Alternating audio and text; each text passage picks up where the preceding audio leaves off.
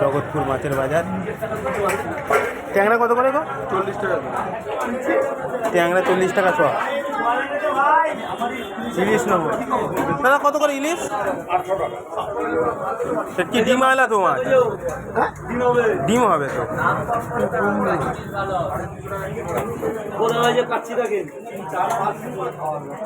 কত ওটা কত করে? কাটতে দেখো মাছটা।